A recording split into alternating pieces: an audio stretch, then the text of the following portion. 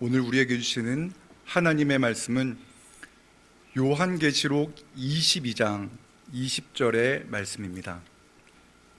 이것들을 증언하신 이가 이르시되 내가 진실로 속히 오리라 하시거늘 아멘. 주 예수여 오시옵소서. 아멘. 1990년대 초에 유행했던 노래 중에 그녀를 만나기 전 100m 전이라는 가요가 있습니다. 가사 내용은요, 한 남자가 아주 마음에 드는 여자를 만났습니다. 그래서 한 번 만나고 두 번 만나고 너무 좋아서 세 번째 만나기로 한 겁니다. 그래서 가슴이 너무 떨린다는 그러한 내용의 가사입니다.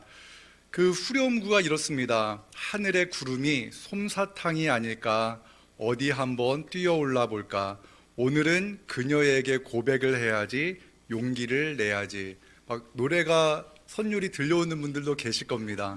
느껴지지 않나요? 하늘의 구름이 솜사탕처럼 느껴진다는 겁니다. 한번 뛰어올라 보고 싶다라고 말을 합니다.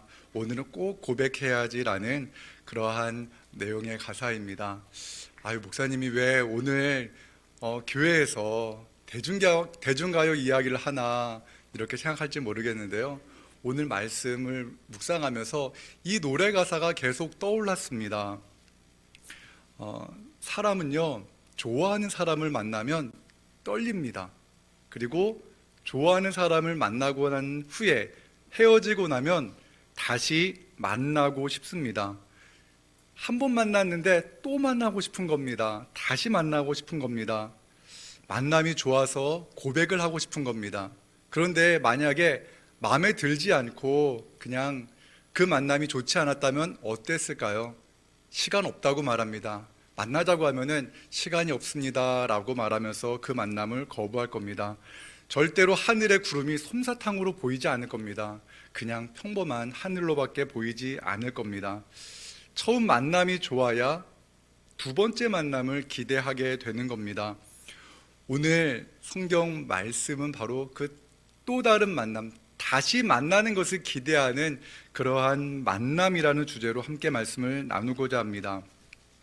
오늘 말씀의 제목이 가슴 벅찬 소망 마라나타입니다. 가슴 벅찬 소망 마라나타. 마라나타라는 단어는요, 주여 오시옵소서, 우리 주님께서 오십니다 라는 뜻입니다. 아람어를 사용하는 사람들이 이렇게 마라나타라고 말을 하면서 기도했고, 또한 우리 주님께서 오십니다, 마라나타 하면서 서로 예배하면서 인사했다라고 합니다. 우리 이 시간 좌우에 계신 분들과 함께 우리가 아람어를 사용하지는 않지만 마라나타 하면서 같이 좌우에 계신 분에게 한번 인사해 볼까요? 마라나타, 마라나타. 대림절 네 번째 주일 우리가 만날 사람은 바로 사도 요한입니다. 사도 요한은 어부였습니다. 예수님께서 바닷가에서 요한과 그의 형 야고보를 보셨을 때 그들을 부르셨습니다. 마가복음 1장 19절에서 20절의 말씀입니다. 조금 더 나아가시다가 세베대의 아들 야고보와 그 형제 요한을 보시니 그들도 배에 있어 그물을 깁는데 곧 부르시니 그 아버지 세베대를 품꾼들과 함께 배에 버려두고 예수를 따라가니라. 아멘. 그가 아버지와 배를 모두 버리고 그의 형 야고보와 함께 예수님을 따랐습니다. 예수님은 야고보와 요한을 특별히 사랑하셨습니다. 예수님께서는 십자가에 달려 죽으시기 전에 요한에게 그의 모친 마리아를 부탁하셨습니다. 그리고 요한은 마리아가 죽을 때까지, 세상을 떠날 때까지 극진히 모셨다고 합니다. 그는 사도 요한은 예수님께 특별한 사랑을 받았습니다. 그래서 제자들 사이에서는 요한은 예수님이 다시 오실 때까지 죽음을 보지 않을 거야 라는 소문이 돌 정도였다고 합니다. 그런데 실제로 그의 삶은 그렇게 평탄하고 행복하지는 않았습니다. 예수님과 함께 모든 것을 버리고 예수님을 따랐던 그의 형 안드레가요, 초대교회 이제 막 복음이 막 왕성하게 일어나기 시작할 그 즈음에 헤롯 왕에게 붙잡혀서 죽임을 당합니다.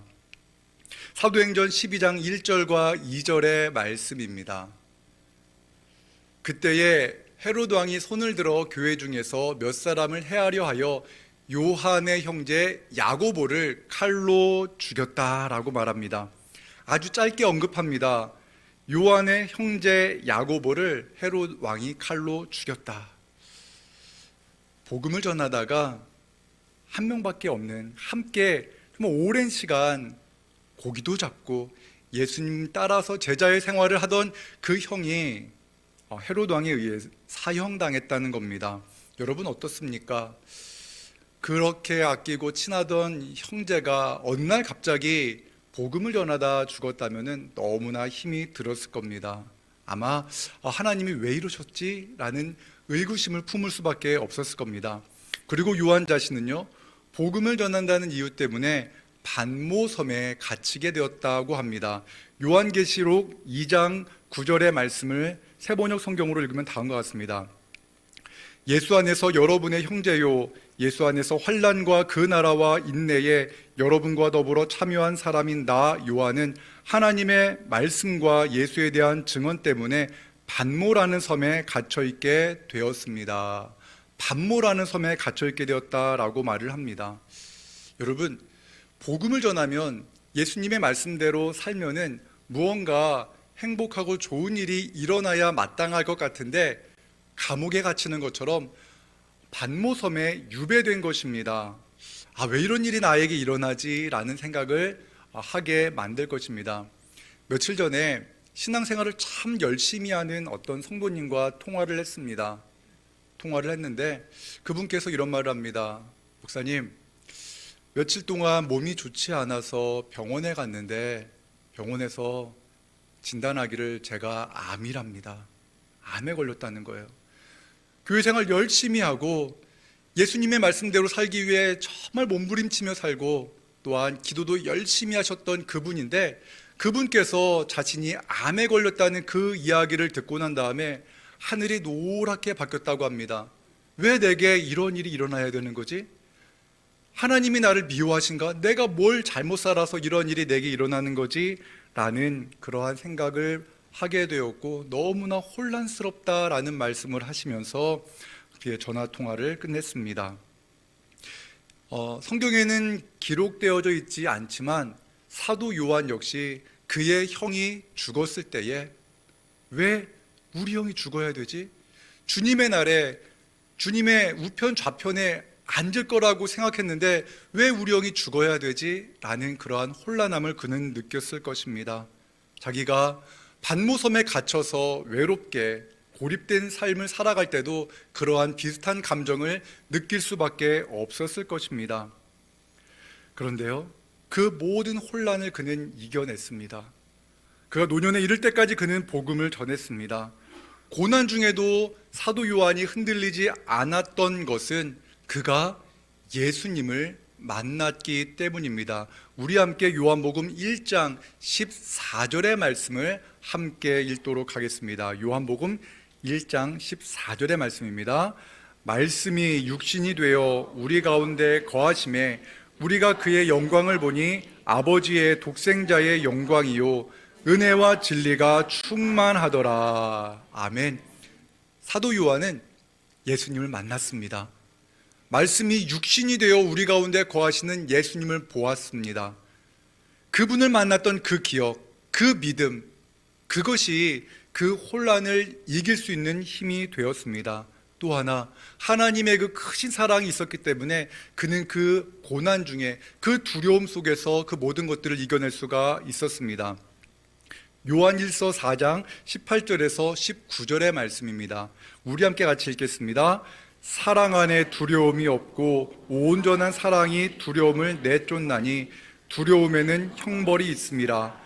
두려워하는 자는 사랑 안에서 온전히 이루지 못하였느니라. 우리가 사랑함은 그가 먼저 우리를 사랑하셨음이니라. 아멘. 고난을 이겨낼 수 있는 힘은요, 다른 것이 아닙니다. 사랑의 힘입니다.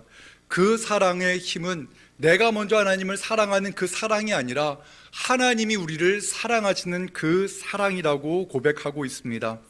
우리의 삶에 찾아오는 그 어떤 역경과 어려움도 처음엔 너무나 힘들고 혼란스럽지만 그 역경을 이겨낼 수 있는 힘은 하나님의 사랑인 줄로 믿습니다.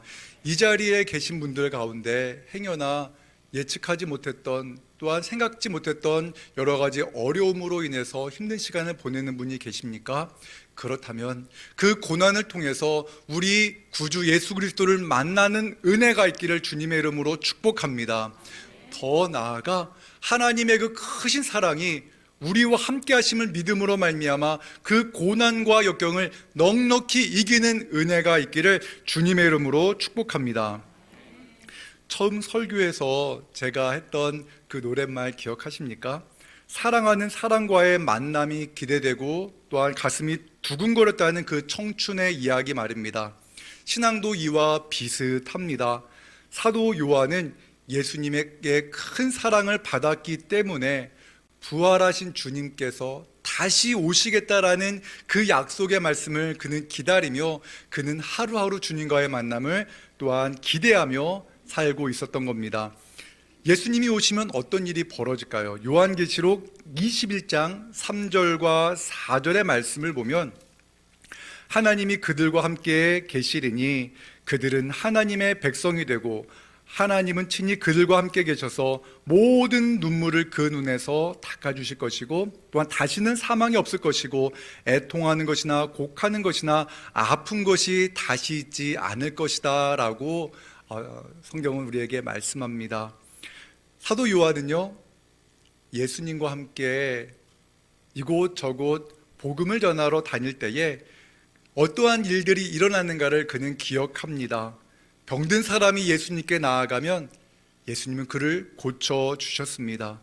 깨끗하게 씻음받는 것을 그는 보았습니다.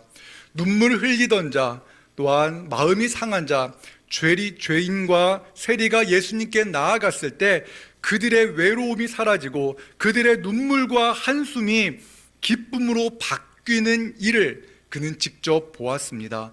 주님이 다시 오면 그때 예수님과 함께 그 갈릴리에서 예루살렘에서 보았던 그러한 일들이 다시 일어날 것을 그는 기대했던 것입니다. 말씀을 준비하면서 문득 주님과의 만남이 있는 사람과 주님과의 만남이 없는 사람에 대해서 한번 생각해 보았습니다.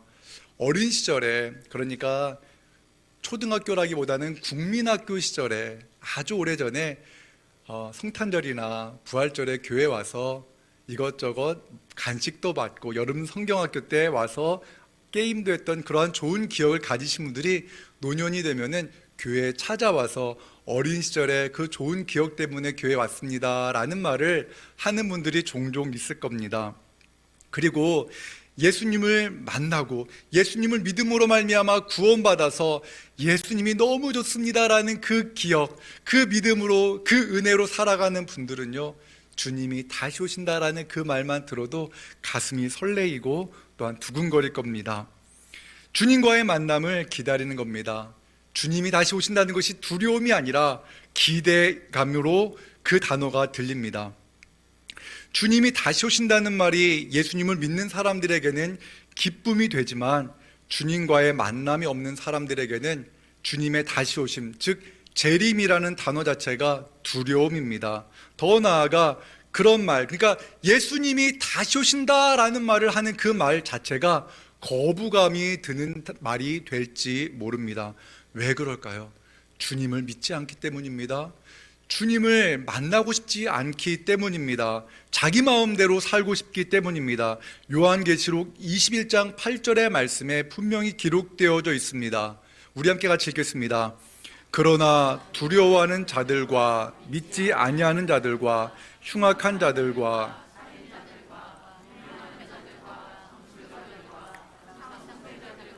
거짓말하는 모든 자들은 불과 유황으로 타는 못에 던져지리니 이것이 둘째 사망이라. 아멘.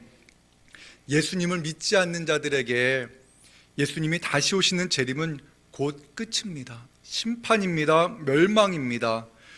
예수님을 믿지 않고 자신이 살고 싶은 대로 살았기 때문에 그 심판의 날 엄청난 두려움을 직면하게 될 것입니다. 그렇기 때문에 재림이라는 말, 예수님이 다시 오신다는 그 말 자체가 너무나 싫은 겁니다.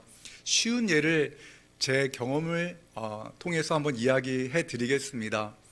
초등학교 6학년 겨울방학 때 있었던 일입니다.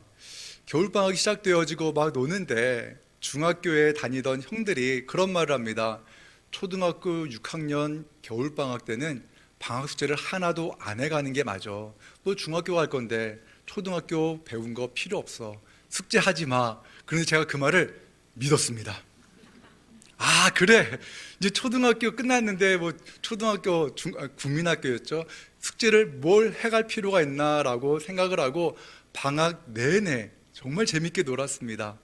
그런데 개학 전날이었습니다. 왠지 모를 두려움이 엄습해 옵니다. 그냥 밤늦게까지 할까 말까 하다가 그냥 자버렸습니다.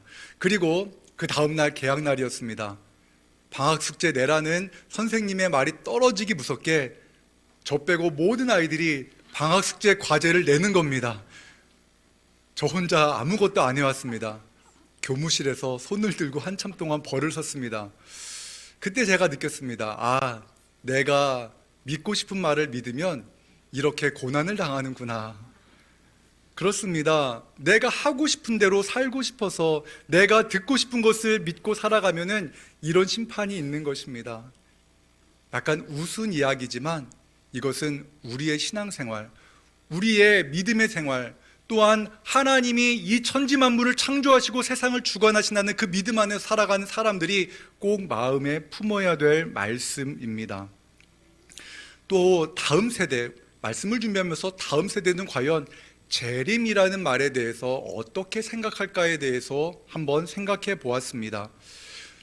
다음 세대들, 우리 어린아이들 또한 우리 청년들에게 주님께서 다시 오십니다라는 그러한 말을 했을 때 그들은 어떻게 반응할까? 여러분, 어떻게 반응할까요? 주님에 대한 믿음, 더 나아가 예수님이 얼마나 우리를 사랑하는지에 대해서 알지 못하는 그러한 사람들, 우리 다음 세대들은 주님의 재림, 그거는 영화 속에서나 나오는 허구의 이야기가 아닌가라고 생각할지 모릅니다. 여러분, 교회에 대한 추억이 있다 할지라도 또한 교회에서 만약에 좋지 않은 생각을 가지고 교회를 떠난 그러한 우리 청년들이 있다면 그들이 과연 정말 주님을 믿어야 된다라는 절박한 믿음을 갖게 될까? 이런 것들을 한번 생각해 보게 되었습니다. 교회에 대한 부정적인 생각 때문에 예수님이 다시 오신다는 그 말 자체조차도 부정하는 그러한 다음 세대는 없을까라는 생각을 해보게 되었습니다. 우리 진지동교회가 해야 할 일은 바로 이것입니다. 다음 세대에게 예수님이 우리 다음 세대를 너무나 사랑한다, 하나님이 당신을 사랑합니다라는 것을 우리가 우리의 삶으로, 우리의 언어로 보여주지 않으면 그들은 주님을 다시 만나고 싶은 마음이 없을지 모릅니다. 이 땅에서 사는 날 동안에도 예수님이 나와 관계가 없었는데 내가 죽은 후에 그날이 온다 한들 나와 무슨 상관이야 라고 말하는 그러한 비참한 일이 일어나지 않기를 바랍니다. 우리 진지동교회는요, 다음 세대에게 따뜻한 예수님의 사랑을 전하는 그러한 교회가 되기를 주님의 이름으로 축복합니다. 우리 다음 세대가, 우리 진지도교회 모든 성도들이 예수님을 만남으로 말미암아 예수님이 오십니다, 주님께서 다시 오십니다라는 이 말이 가슴 벅찬 그러한 기대감으로, 가슴 벅찬 소망으로 들려지는 은혜가 있는 교회가 되기를 주님의 이름으로 축복합니다. 우리의 자녀들이 예수님을 믿으면 좋지만 믿지 않으면 어쩔 수 없지 이런 생각을 우리는 가질 수가 없습니다. 포기할 수 없습니다. 왜 그렇습니까? 예수님을 믿어야 구원받는다는 이 말씀이 분명히 성경에 기록되어져 있기 때문에 그렇습니다. 그런데 또 하나 우리가 느끼는 절망감이 무엇입니까? 그걸 아는데 해줄 수 있는 것이 아무것도 없는 겁니다. 자녀들은 우리의 말을 잘 들으려고 하지 않습니다. 예수님 잘 믿어야 된다, 교회 나가야 된다, 교회 나가서 주님의 말씀 잘 듣고 신앙생활 잘 해야 된다라는 말을 해도 잘 들으려 하지 않습니다. 아무것도 해줄 수 있는 것이 없다라는 그 절망감이 여러분들에게 있죠. 목사인 저에게도 여러분과 비슷한 마음이 있습니다. 여러분, 이런 상황에서 우리가 무엇을 해야 하겠습니까? 오늘 본문은 그 절망적인 상황, 내가 할 수 있는 것이 아무것도 없다라는 그 상황 속에 놓인 사도 요한의 모습을 통해서 우리에게 중요한 것을 발견하게 합니다. 사도 요한은 지금 밤모섬에 갇혀 있습니다. 더 이상 그가 교회에 가서 그들이 예배하는 그 교회에 가서 복음을 전할 수가 없습니다. 고난을 당하는 그 형제자매들의 손을 붙잡으면서 힘내십시오, 우리 주님 다시 오십니다라는 그 말을 해줄 수도 없습니다. 그가 할 수 있는 것이 아무것도 없는 것처럼 느껴지는 그 순간 요한계시록 2장 11절의 말씀, 주님의 음성이 그에게 들립니다. 우리 함께 요한계시록 2장 11절의 말씀 읽습니다. 이르되 네가 보는 것을 두루마리에 써서 에베소, 서머나, 버가모, 두아디라, 사데, 빌라델비아, 라오디게아 등 7교회에 보내라 하시기로. 아멘. 사도 요한은 아무것도 할 수 없었습니다. 그런데 주님께서 놀라운 것들을 보여주실 것이다 말씀하시면서 네가 본 것은 7교회에 써서 보내라 라고 말씀하십니다. 그 7교회, 그 교회는 어떠한 상황이었습니까? 요한계시록 2장과 3장의 말씀에 보면은요, 그 7교회의 상황에 대해서 말씀하고 있는데, 그 교회 중 어떤 교회는 그 환난과 고난 중에도 믿음을 지키고 충성되게 예수님을 따른 교회도 있었습니다. 하지만 보편적으로 처음 예수님을 믿었을 때에 그 첫사랑을 잃어버린 교회들이 대부분이었습니다. 거짓 선지자의 유혹에 넘어가 육신의 정욕을 따라 살아가는 사람들도 많았다고 말을 합니다. 믿는다고는 하지만 믿어도 그만, 안 믿어도 그만이라며 그 상황에 따라서 살아가는 사람들이 많았다고 말을 합니다. 뜨겁지도 않고 차지도 않은 그러한 신앙생활을 하는 사람들이 많은 그 시대가 바로 그때였다라고 말을 합니다. 지금 이 시대에 우리 한국교회와 비슷한 상황이라고 말할 수 있을 것 같습니다. 그들에게 예수님께서 말씀하십니다. 이 말씀 우리에게도 동일하게 적용되어지는 말씀이기 때문에 함께 읽겠습니다. 요한계시록 3장 20절의 말씀입니다. 같이 읽겠습니다. 시작. 볼지어다 내가 문 밖에 서서 두드리노니 누구든지 내 음성을 듣고 그와 더불어 먹고 그는 나와 더불어 먹으리라. 아멘. 예수님은요, 교회를 향해서, 성도들을 향해서 이렇게 말하는 겁니다. 사랑하는 자녀들아, 내가 지금 문을 두드리고 있다. 문을 열어라. 그러면 나는 너랑 같이 밥을 먹을 거야. 너와 함께 식사를 할 거야 라고 이렇게 이야기를 합니다. 여러분, 워렌 버핏이라는 사람 아십니까?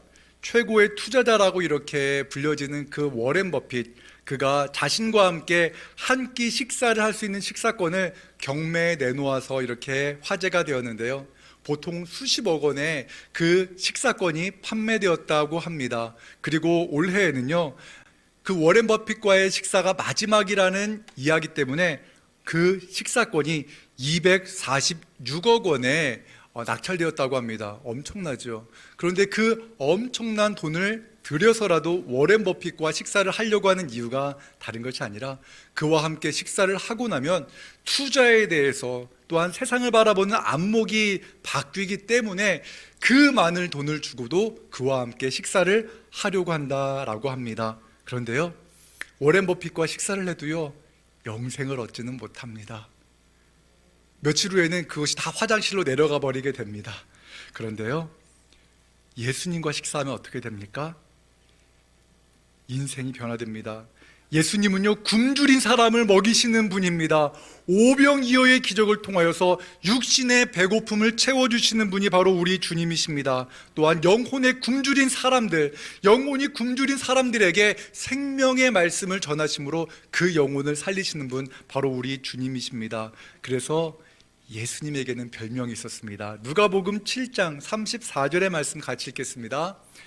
인자는 와서 먹고 마시매 너희 말이 보라 먹기를 탐하고 포도주를 즐기는 사람이요 세리와 죄인의 친구로다 하니. 예수님의 별명은요 먹보였습니다. 먹보, 먹는 거 너무 좋아한다. 그리고 세리와 죄인의 친구다라는 별명을 가지고 있습니다. 그런데 사도 요한은요 이것을 알고 있어요. 세리와 죄인이 예수님과 한번 밥 먹고 나면은 그 인생이 바뀌는 겁니다. 예수님과 함께 식사만 하고 나면 그 인생이 완전히 바뀌는 겁니다.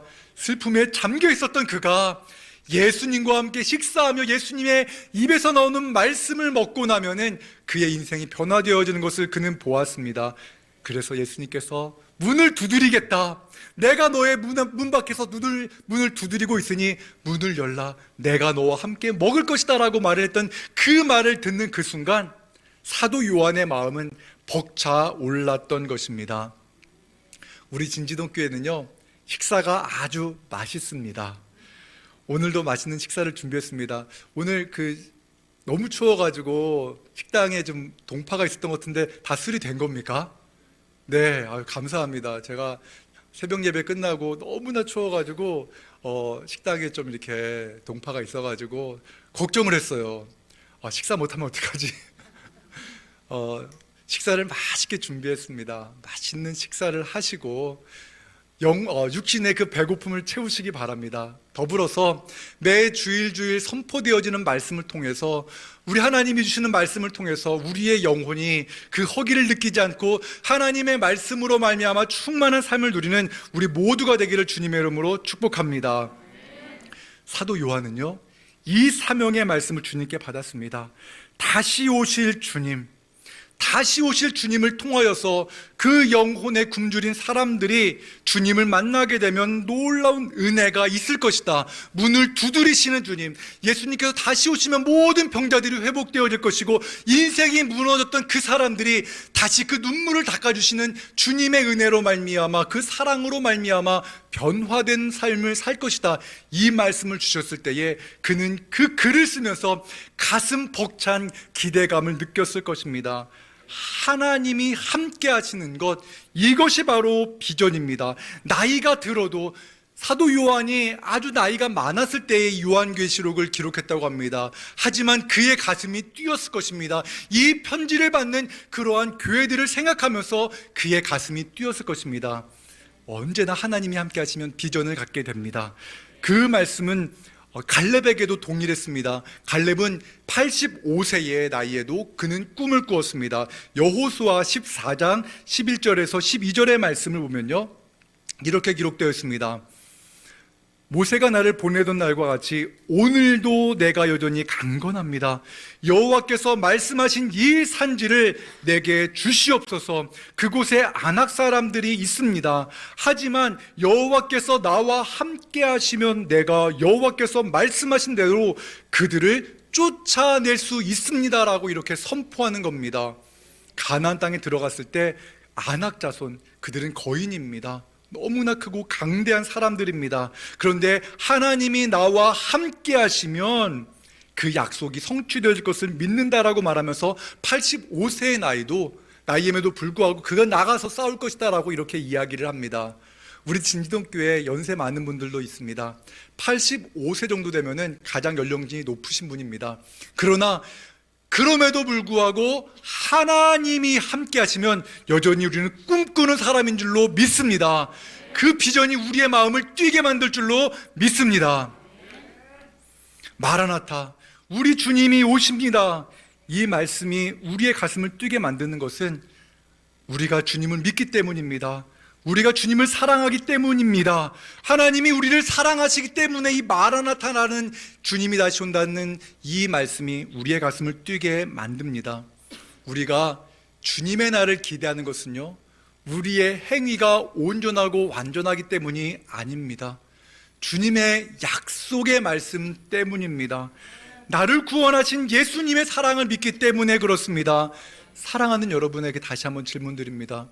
우리 주님이 다시 오십니다라는 이 말이 여러분에게는 부담으로 느껴지십니까?